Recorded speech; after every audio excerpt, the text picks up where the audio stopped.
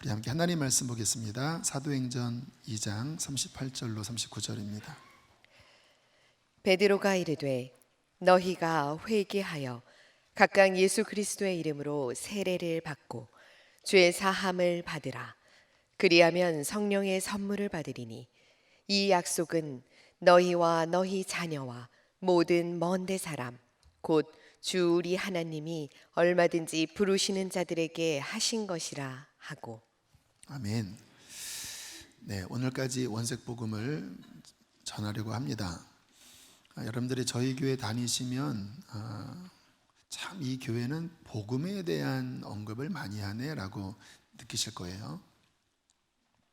제가 왜 복음을 자꾸 외치냐면 결국 성경의 내용의 핵심은 복음 이야기입니다. 복음은 무엇이냐면 결국 우리를 구원하기 위한 하나님의 약속, 또 하나님의 복된 소식이에요. 저는 영혼 구원이 가장 소중하기 때문에 할 수 있는 대로 복음을 다각도로 전하려고 하고, 또 이번 원색 복음을 전하면서 또 어떤 분들은 내가 좀 하나님에 대해서 알아봐야 되겠다, 이런 변화가 일어난 분도 있고요. 좀 신앙에 대해서 전혀 관심이 없든지 좀 반대편에 있었던 분 가운데에서도 뭔가 이렇게 복음에 대해서 더 귀를 기울이는 그러한 일이 있었다고 해서 참 좋다. 왜냐하면 여기 계신 많은 분들은 이미 복음을 알고 계시고 또 믿으시겠지만 저는 그런 분들도 소중하지만 한 영혼, 이 시간을 통해서 한 영혼이 구원받는다면 저는 그것이 제 마음 안에 큰 가치예요. 왜냐하면 영원한 일이니까. 그렇잖아요. 여기서 누군가 죽을 뻔했는데 살아났다면 다들 기뻐할 것이 아니겠습니까? 근데 또 하나 그런 부분도 있는 게 뭐냐면, 이미 아신다고 하는 분들도 정직하셔야 합니다. 복음은 머리로 아는 게 아니라 직접 내가 그것을 누리고 경험해야 그것이 내 거예요. 여기 아무리 여기 차가 있지만 먹어야 내 거지. 저기 차가 있네. 색깔은 보리차 색깔이고 맛은 약간 민트 향이 있는 그런 향이고, 아무리 설명을 들어봤자 하나도 나에게는 소용이 없어요. 복음은 머리에 아는 게, 또 과거에 경험한 게 중요한 게 아니고요, 지금 그 생명을 누리는 것입니다. 그런 측면에서 우리가 이 복음을 다시 한번 또 듣고 이 복음 앞에 더 깊이 나아가기를 원하는데요. 우리가 근본적으로 이렇게 한번 질문을 해봤으면 좋겠어요. 결국 복음의 핵심은 하나님을 만나는 건데, 하나님을 만난다고 하는 게 뭘까? 왜냐하면 하나님 잡히지도 않고 눈에 보이시는 분이 아닙니까? 또 예수 그리스도를 믿는다고 하는 게 뭘까? 이러한 좀 근본적인, 좀 초보적인 질문 앞에 우리가 한번 오늘 이 복음 앞에서 이 질문 앞에 섰으면 좋겠어요. 저는 우리 아이들이, 제 세 아들이 정말 저처럼 하나님을 만나고 구원받고 그리고 하나님의 영광을 위해서 사는 그런 인생 되기를 바라요. 꼭 목회자, 선교사는 아닐지라도 어쨌든 하나님을 아는 자들, 하나님의 영광을 위해 사는 자들이 되기를 바라요. 그게 아이들 태어나기 전부터 제 안에 품었던 기도 제목인데, 그래서 수련회도 아이들이 매번마다 참여하고, 또 금요일이면 목사 자녀하고도 사택이 옆에 있으니까 어쨌든 안 올 수 없잖아요. 그러니까 금요일마다 아이들이 이제 앉아서 졸기도 하고 이런 식으로 아무튼 와요. 이제 특별히 이제 수련회 끝나면 저와 아내가 물어봐요. 어때? 이번에 하나님 만난 것 같니?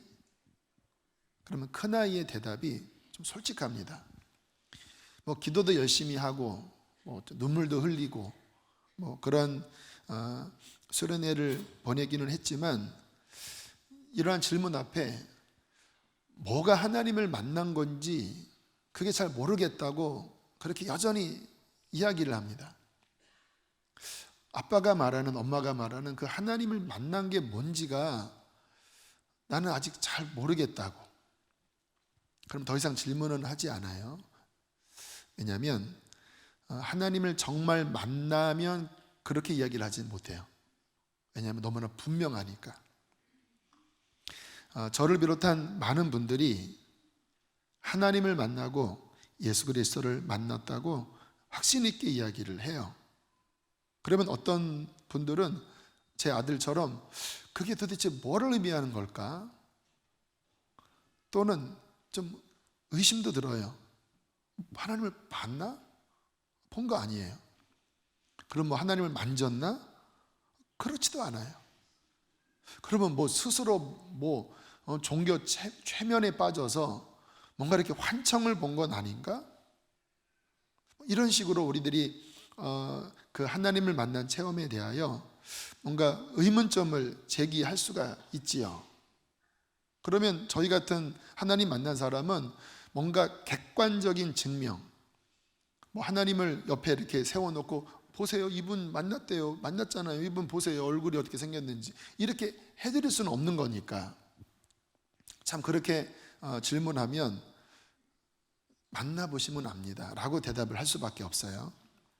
자, 어떻게 그러면 그 하나님과의 만남이 실제로 일어나는가? 자기 최면이 아니고 자기 스스로의 어떤 확신이 아니라 진짜 하나님을 만난 것, 그 일이 어떻게 가능한가? 말씀 한 군데를 제가 읽어드리겠습니다. 에베소서 1장에 있는 말씀입니다. 제가 읽어드릴게요. 우리 주 예수 그리스도의 하나님 영광의 아버지께서 지혜와 계시의 영을 너희에게 주사 하나님을 알게 하시고, 여기서 하나님을 안다고 하는 것은 만난다고 하는 의미예요. 성경에 아는 것은 지식이 아닙니다. 체험하는 거예요. 너희 마음의 눈을 밝히사, 쭉 요약해서 알게 하시기를 구하노라. 이게 사도 바울이 기도했던 제목이에요. 여기에 지혜와 계시의 영이 우리의 어떤 정신을 의미하는 게 아닙니다. 대문자로 S, 스피릿이에요. 성령을 의미하는 겁니다. 성령님이 어떤 분인가? 지혜와 계시를 주시는 분이라는 거예요. 계시는 뭐냐면 커튼을 열어서 보여주다라고 하는 의미인데, 하나님께서 하나님 안에 있는 그 비밀, 또 하나님 자신을 인간들에게 커튼을 열어서 보여주시는 게 계시예요. 여러분, 하나님은 우리 스스로 하나님을 알 수가 없고 하나님 만날 수 없습니다. 왜냐하면 신이니까, 또 우리는 죄인이니까 우리가 그 커튼을 열 수가 없어요. 물론 지식으로 하나님을 배울 수 있습니다. 그러나 계시가 없다면 지식으로는 뭐 정말 속된 말로 봉창 두드리는 소리예요. 머리로는 다 들어도 그게 하나도 내 것이 안 되죠. 그런데 오늘 좀 전에 읽었던 말씀에 영광의 아버지께서 지혜와 계시의 영, 하나님을 아는 커튼을 여시는 지혜와 계시의 성령을 주셔서 하나님을 만나게 하시고, 우리의 마음의 눈, 소경이었던 우리의 영혼의 눈을 여셔서 밝히셔서 하나님 세계 안에 있는 그것을 경험하게 하시기를 구한다. 여기에 핵심은 지혜와 계시의 성령이 사람들 가운데 역사하는 것입니다. 그럼 어떻게 제가 주님을 만났냐고요? 여러분이 어떻게 주님을 만나게 됐냐고요? 그것이 종교 최면이 아니라 어떻게 실제냐고요? 성령께서 오셔서, 성령께서 비록 눈으로 보이는 것은 아니지만 사람이 눈으로 보는 것만 전부가 아니잖아요. 공기가 안 보입니다. 마음이 안 보입니다. 사랑도 안 보입니다. 그런데 분명한 거예요. 그처럼 하나님이 눈에 보이지 않지만 눈에 본 것보다 더 확신 있게, 더 분명하게, 심지어는 나의 목숨을 버릴 정도로 그분은 분명히 살아계시고 나는 분명히 그분을 만났고 그분은 분명히 역사하시는 분이라고 이야기할 수밖에 없는 경험을 주신다는 거예요. 여기 주님 만난 분들은 아마 제 말씀이 무엇인지 의미할 거예요. 목숨을 바꿀 수 있겠냐? 바꿀 수 있어요. 초대교회 순교자들, 주님의 부활의 증인들이었는데 거의 다 죽었습니다. 초대교회는 사자의 밥이 되고 정말 화형에 처해서 죽고.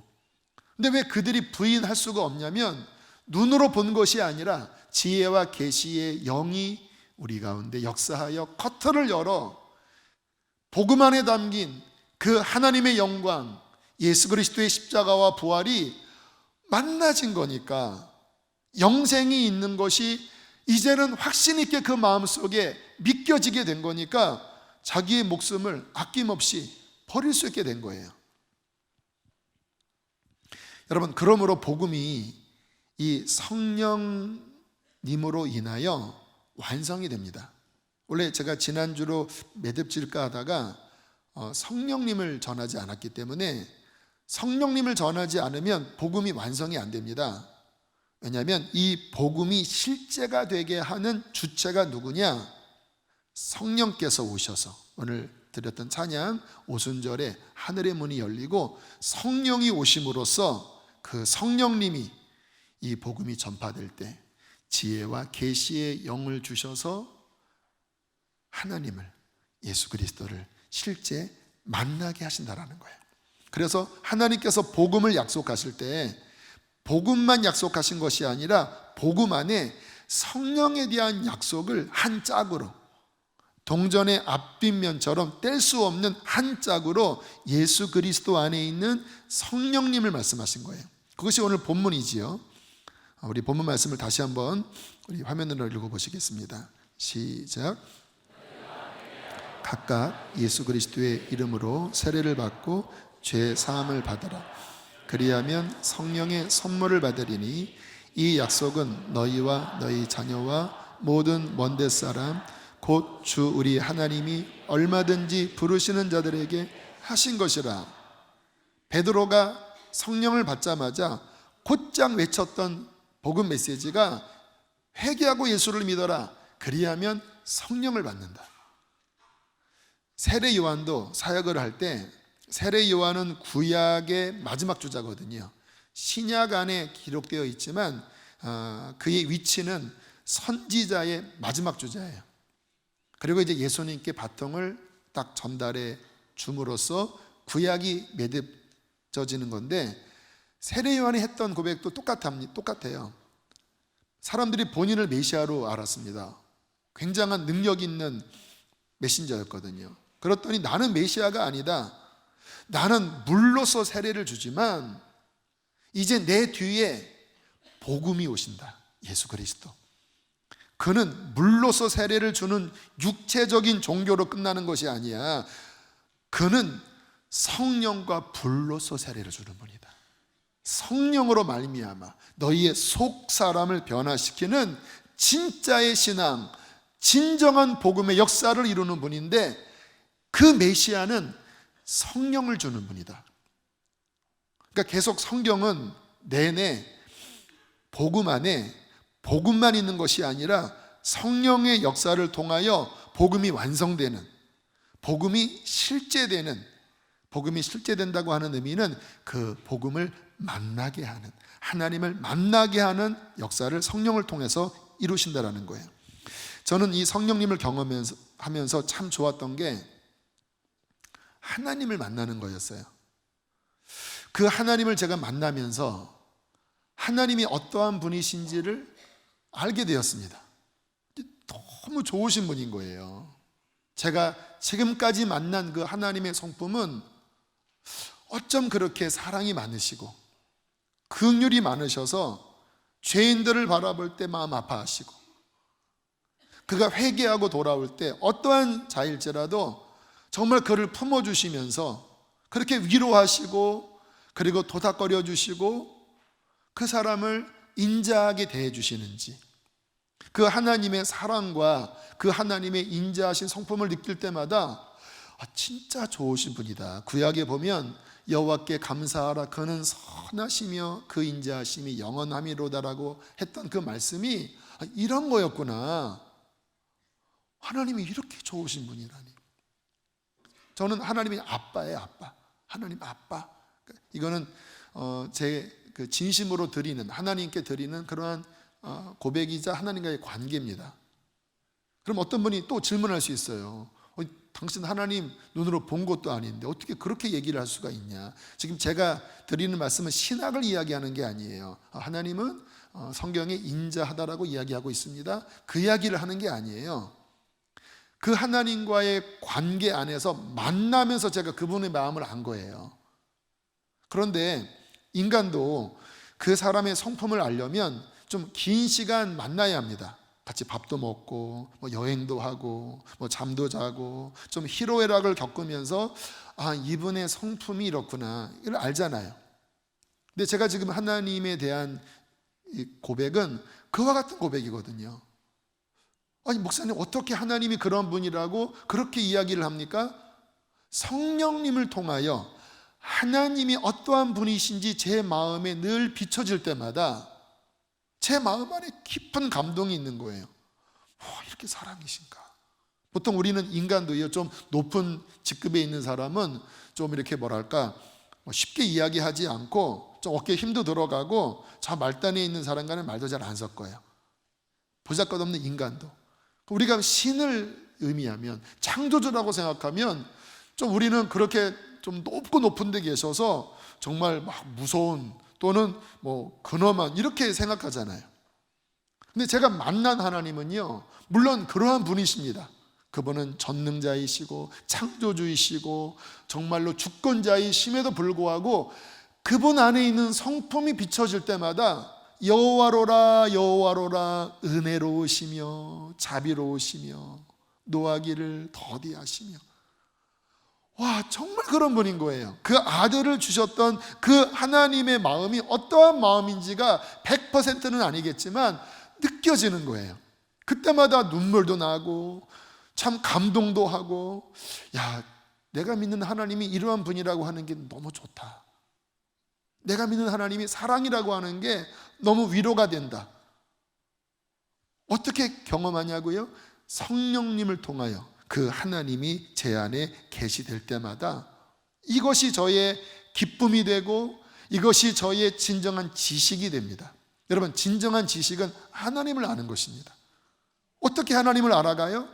성령님이 계시기 때문에 지혜와 계시의 영을 우리에게 주셔서 그 하나님을 알아갈 때마다 우리의 속사람은 그 하나님을 아는 지식 속에서 자라나고 그리고 기뻐하고 그리고 성장하게 되는 거예요.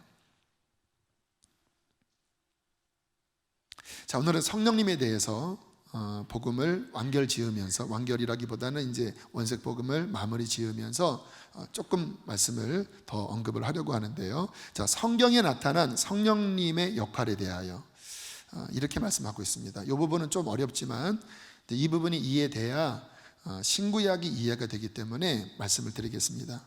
요한복음 6장 63절 예수님이 하셨던 말씀이에요. 시작.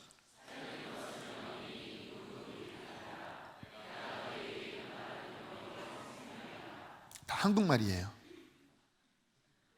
이게 무슨 의미죠? 살리는 것은 영이니 육은 무익하다. 내가 너에게 이른 말은 영이요 생명이다. 이게 다 뜬 이야기처럼 들리지 않나요? 자, 동일한 이야기를 사도 바울이 이렇게 고린도 후서에서 말씀했습니다. 3장 6절 시작.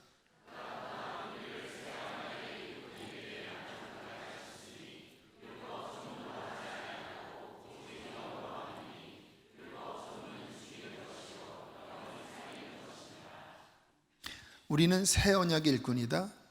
구약이 아니라 신약이라고 하는 의미예요.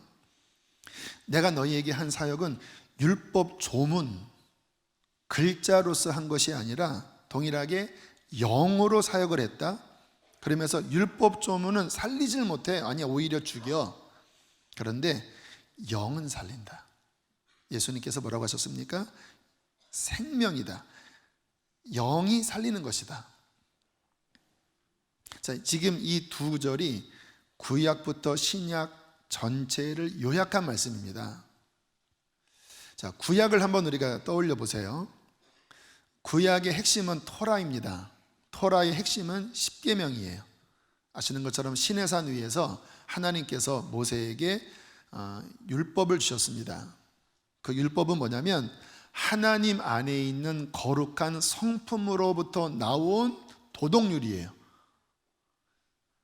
그래서 물론 뒷부분은 우리의 일반적인 도덕률과도 연결이 되지만 전반부는 하나님과의 관계 안에서 거룩한 도덕률, 우상을 섬기지 말아라, 하나님만을 섬겨라, 하나님의 이름을 함부로 경홀히 말하지 말아라.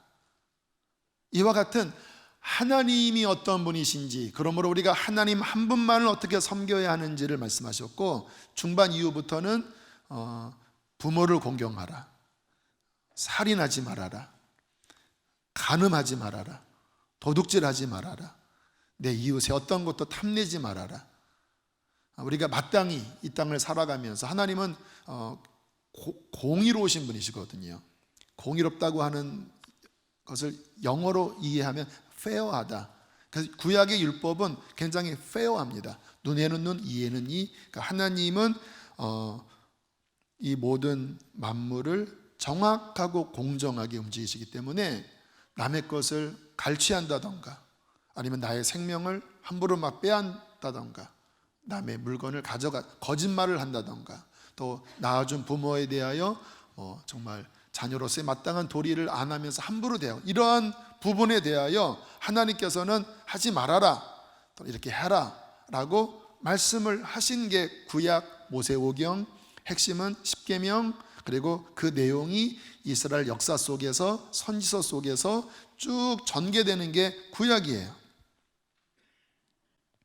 근데 왜 이 율법 조문이 살릴 수 없다고 말씀을 하셨냐? 구약 내내 보면요, 진짜 말도 안 되는 일이 벌어져요. 그 시내산에서 주님이 직접 내려오셨습니다. 그리고 이스라엘의 장로들은 주님의 발등을 봤어요. 얼굴은 볼 수 없지만 발등까지 봤어요. 그리고 뭐 천둥번개 소리에 막 하나님의 막 음성을 육으로 들었습니다. 근데 하나님의 음성을 육으로 들었을 때 너무 두려워서 이제 고만이라고 했어. 고만. 이거 소리 더 들으면 우리 죽을 것 같습니다. 신의 소리니까. 그러니까 모세 당신이 좀 대신 전해달라고. 그와 같은 어마어마한 하나님의 현현을 본 이스라엘 백성들이 광야에서 어떤 일을 했는지 아세요? 지금 저 시내산 위에 구름 속에 천둥번개가 치면서 하나님과 모세가 만나고 있는 지 40일이 된 거예요. 근데 갑자기 그들이 벌떡 일어나서 하는 말이 우리를 인도한 하나님은 어디 계신지 모르겠고, 모세는 살았나 죽었나 모르겠고, 우리 신 하나 만들자. 그러면서 조금 비리비리한 아론을 불러다가 우리를 인도한 신을 만들어내라, 막 겁박을 주니까 아론이 그러면 네 귀에 있는 고리를 달라. 고리를 쫙 모아주니까 불에 넣어서 금송아지를 만든 다음에 이가 우리를 인도한 여호와다. 그러니까 그 앞에서 막 술 마시고 막 진짱 춤을 추면서 난리 버거지를 떨어요. 동시에 바로 저 위에서는 구름 속에서 하나님이 모세를 만나고 있었어요. 그리고 분명히 하나님께서 우상 섬기지 말라고 40일 전에 말씀하셨어요. 안 돼요. 그게 광야 내내 그러한 일의 반복이었고 구약 내내 있었던 일입니다. 하나님의 율법이 분명함에도 불구하고 그게 이스라엘 백성들을 변화시킬 수가 없는 거예요. 왜 그럴까요? 우리의 이 본성, 하나님을 거역하는 이 죄의 육신의 본성은요, 하나님을 앞에 두고도 이게 굴복을 못해요. 이 본성이, 이 죄의 법이 하나님의 거룩한 율법보다 더 세다라니까요. 이거를 이제 우리는 이스라엘 백성들이 아니니까 우리 식으로 보면요, 제가 초등학교 다닐 때 반 아이들이 제일 점수를 잘 맞는 게 도덕시험이었습니다. 도덕시험의 문제는 이와 같습니다. 운동장을 걸어갔는데 옆에 수도가에 물이 틀어져 있었다. 어떻게 해야 될까? 1번 그냥 지나친다, 2번 수도를 부순다, 3번 침을 뱉는다, 4번 문을 잠근다. 그럼 다 4번입니다. 아무도 없는 교실에 10,000원이 책상 위에 있다. 어떻게 할까? 2번 훔친다. 2번 찢어버린다. 3번 귀를 막는다. 눈을 막는다. 뭐 이렇게 하면요, 다들 막 정답 막 다 해요. 무슨 말입니까? 다 안다라는 이야기예요. 근데요, 뭐 개판입니다. 뭐 돈 막 훔치고, 뭐 침 쫙쫙 뱉고, 물 안 잠그고, 그게 우리의 모습인 거예요.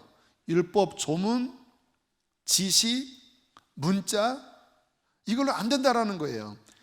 그래서 주님이 오셔서 요한복음 6장에서 하셨던 말씀이 뭐냐면, 이제 내가 와서 새 언약을 세울 텐데, 이 새 언약은 무엇이냐? 영이다, 영. 너희의 속에 이 죄 때문에 법을 알아도 지킬 수 없었는데, 문자로는 안 돼. 돌에 새긴 계명 가지고 안 돼. 근데 내가 너희에게 영의 말씀을 넣어서 너희의 심령을 변화시키는 영의 말씀을 넣을 때, 이 영 안에는 생명이 들어있고 힘이 있기 때문에 너희로 하여금 하나님의 뜻을 따를 수 있게 하는 것이다. 이게 예수님의 말씀이었고, 사도 바울은 바리새인이었잖아요. 구약에 정통한 사람이었잖아요. 그러니까 본인이 안 되는 걸 뻔히 아는 거예요. 근데 복음을 만난 다음에 이제 나는 새 언약의 일꾼이다. 율법 조문이 아니라 복음 안에 담긴 이 생명, 영, 이것으로 사역하는데, 내가 해보니까 율법 조문은 사람이 살아나는 게 아니라 더 강박하게 되고, 이 바리새인은 얼마나 강박합니까? 근데 정말 사람을 살리는 것은 무엇이냐? 영과 생명이더라. 복음 안에 담긴 영과 생명, 이 영과 생명이 누구를 의미하는 것일까요? 성령님을 의미하는 것입니다. 이게 복음이에요. 그래서 복음을 완성 지을 때 성령님을 빼놓으면요, 또다시 또 율법이 돼요. 예수님은 어떤 분이고, 우리를 위해 죽으시고 부활하시고, 교리를 쫙 정리했는데 성령의 역사가 없이 지식이에요.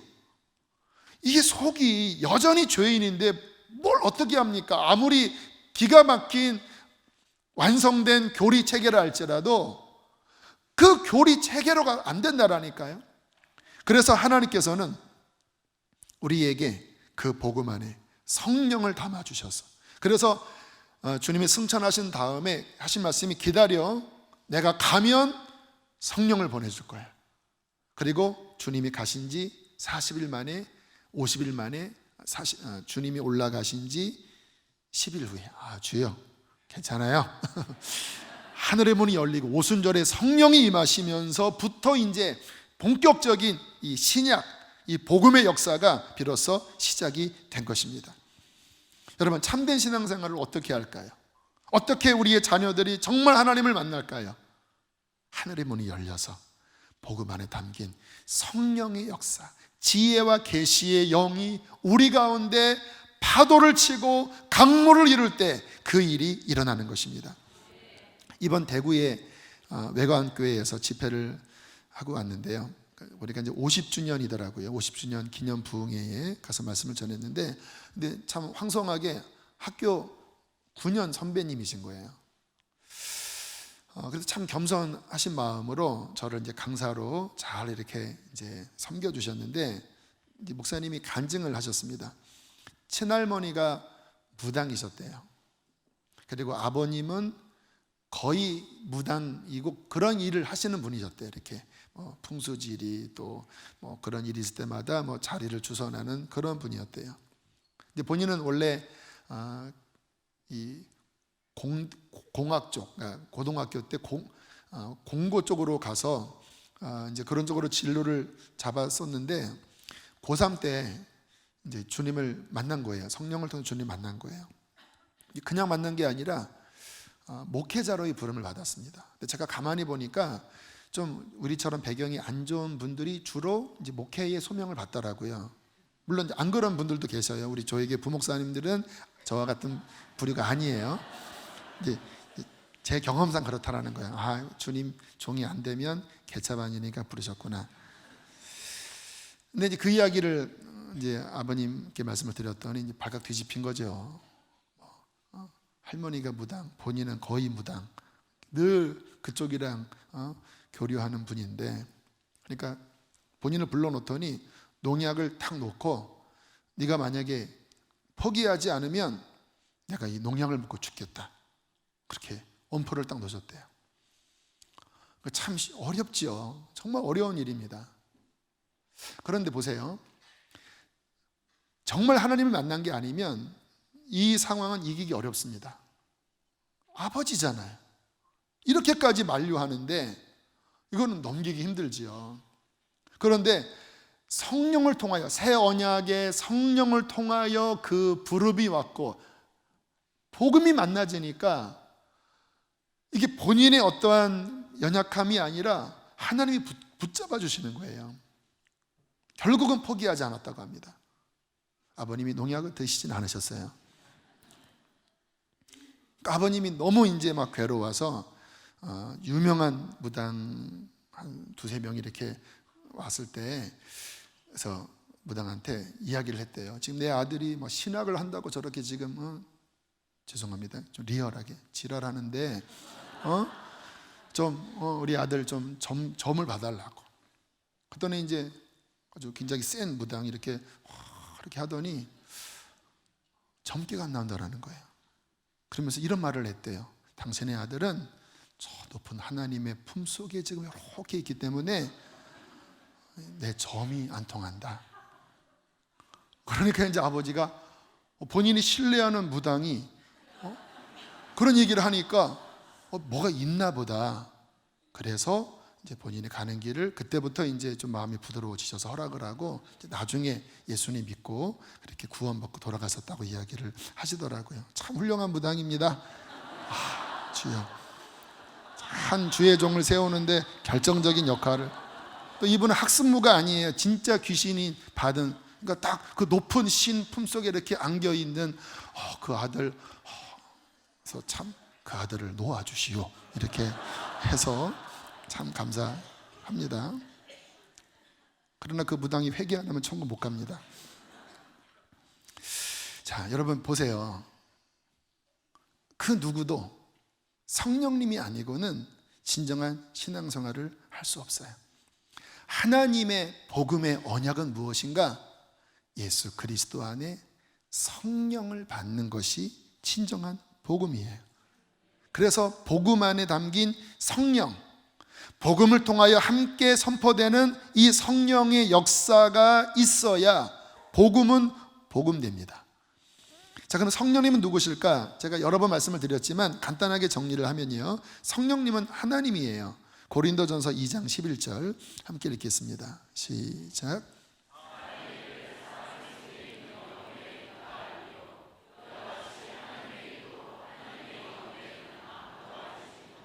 제 속에 저의 본질인 저의 영이 있습니다. 저를 가장 알고 있는 게 저의 영이겠죠.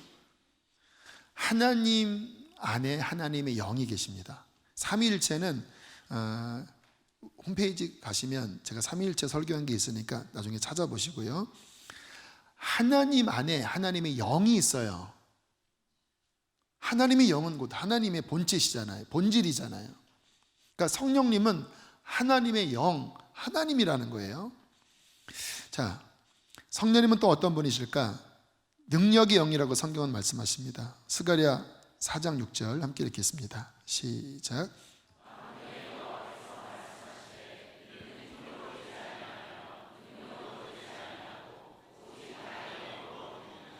만군의 하나님이 하신 말씀, 나의 모든 일은 어떻게 되는지 알아?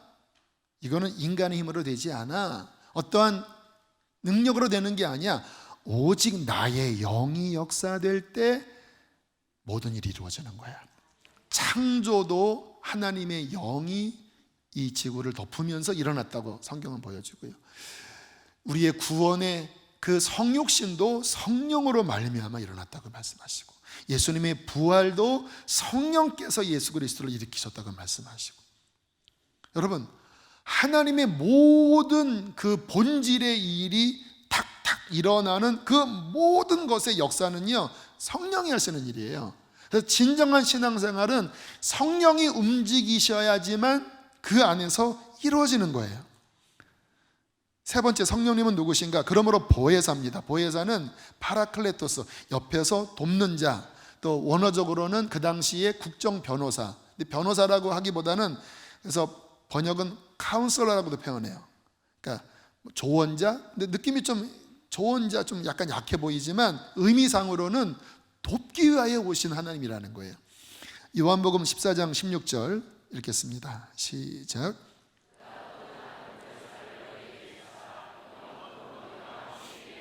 로마서 8장 26절. 그렇죠. 하나님이 보혜사를 보내야 너희 영적으로 까막눈, 영적으로 죽어져 있던 너희, 어떻게 기도할지도 모르고 어떻게 할지도 모르는 너희에게 보혜사를 보내주겠다. 그 보혜사가 오시면 연약한 너희를 도와서 믿을 수 없는 너희의 눈을 열어 믿게 하시고 그 복음을 깨달을 수 없는 너희 안에 마음을 밝혀서 깨닫게 하시고 기도할 수조차 없는 너희의 입술을 열어 성령께서 하나님의 거룩한 일을 하기에는 너무 약해 빠진 육신은 죄의 장아찌인 그 안에서 성령님께서 역사하셔서 진정한 구원의 역사, 진정한 생명의 역사를 성령께서 하실 거야. 그의 이름은 보혜사다. 그는 돕는 분이다라는 거예요. 그러므로 우리 신앙생활의 전부는요, 복음 안에 담긴 이 성령님을 충만히 받는 것입니다. 어떻게 성령님을 받을 수 있을까? 다시 본문으로 돌아가겠습니다. 38절 말씀 읽겠습니다. 시작.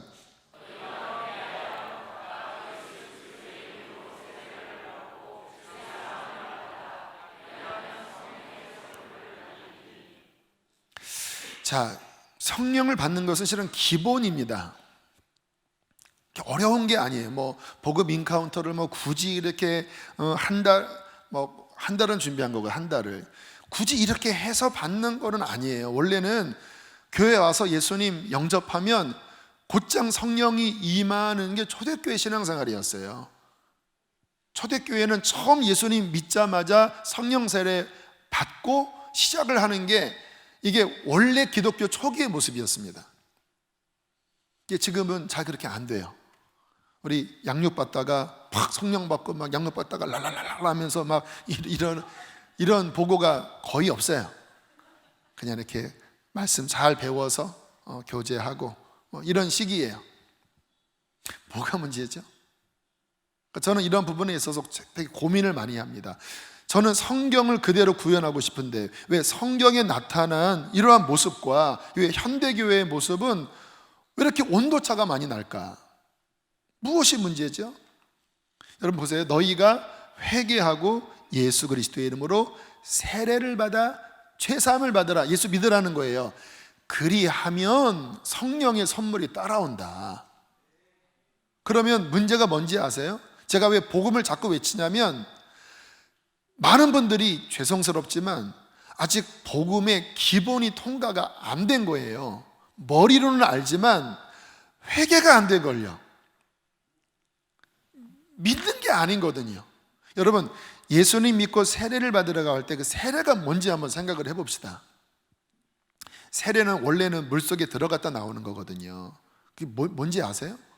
씻는 게 아닙니다. 물속에 들어갈 때 이제 내가 주인된 나의 모든 것은 장사 지내는 거예요. 장사. 이제 주님 저는 끝났습니다. 저는 주님과 함께 죽은 것입니다. 끝난 거예요. 물에서 나오는 것은 무엇입니까? 이제 나는 주님과 함께 태어난 자로, 나는 이제 주님을 나의 주로 모신 자로, 나는 이렇게 태어나서 이제 주님만을 나의 왕으로 섬길 것입니다. 이게 회개하고 예수를 믿는 거예요. 그러면 당연히 성령이 부어지지요. 오늘날에는 예수님을 믿는다고 하는데 지가 주인이고, 예수님을 믿는다고 하는데 여전히 죄가 덕지덕지 쌓여 있고, 예수님을 믿는다고 하지만 예수님보다 세상을 더 사랑하고, 예수님을 믿는다고 하지만 순종하네요. 믿는 걸까요? 회개한 것일까요? 과연 세례받은 것일까요? 여기에 굉장히 많이 걸려 있어요.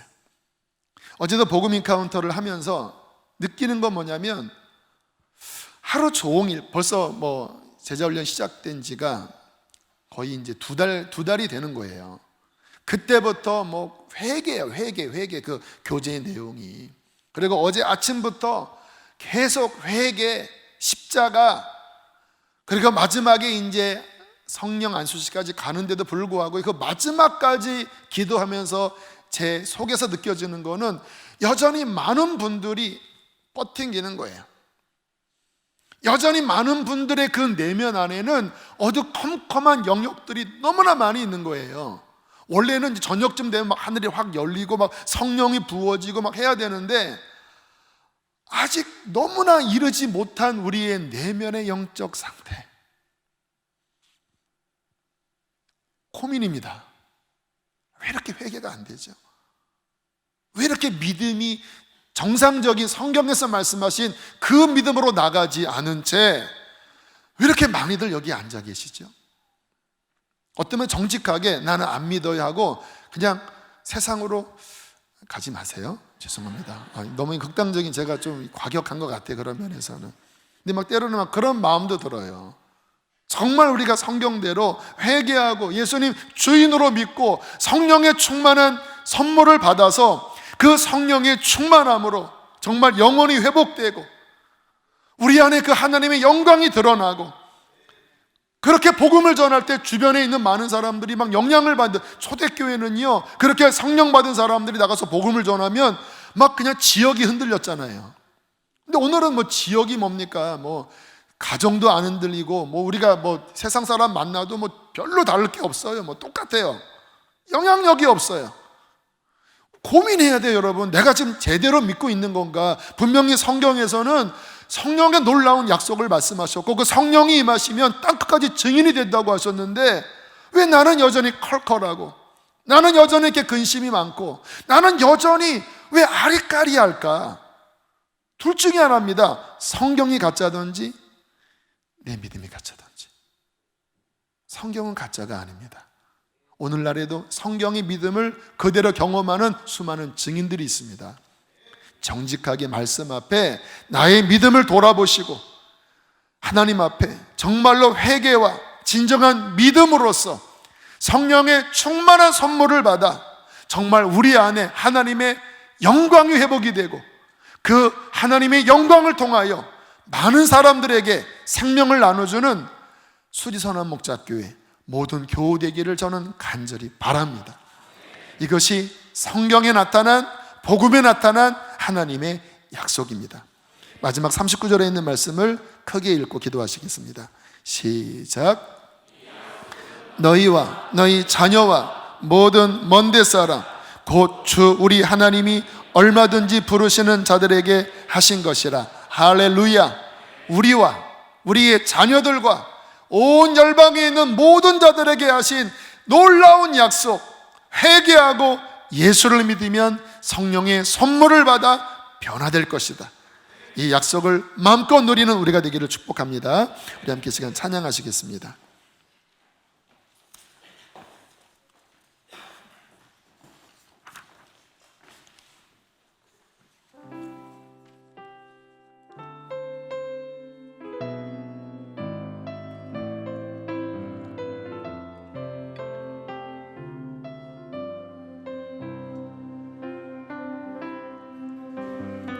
허무한 시절 지날 때, 깊은 한숨 내쉴 때, 그런 풍경 보시며 단식하는 분이 있네. 고와 같이 너희를 버려두지 않으리. 내가 너희와 영원히 함께하리라. 억눌린 자, 갇힌 자, 억눌린 자, 갇힌 자, 자유함이 없는 자, 피난처가 되시는 성령님 계시네. 주의 영이 계신 곳에 잠자유가 있다네. 진리의 영이신 성령이여, 우리 주님 앞에 간절히 원하는 마음으로 성령이 성령이 오셨네.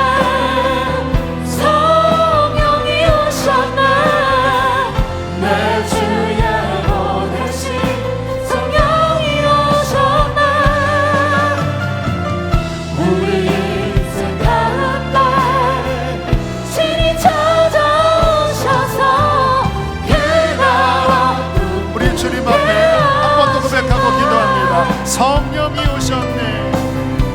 성령이 오셨네.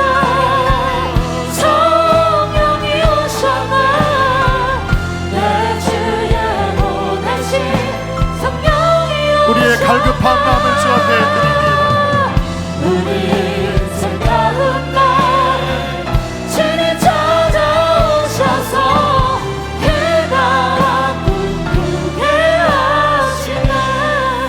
이 가운데는 한때는 그 성령의 선물을 누리셨던 분도 계셔요. 근데 지금은 바짝 마른 저수지처럼 그렇게 마음이 갈라져 있고 그 샘물이 그냥 방울방울 저 구석에 있는 정도밖에 되지 않은 분들, 우리 시간 다시 한번 믿음으로 나아갑시다. 하나님, 나는 복음을 믿습니다.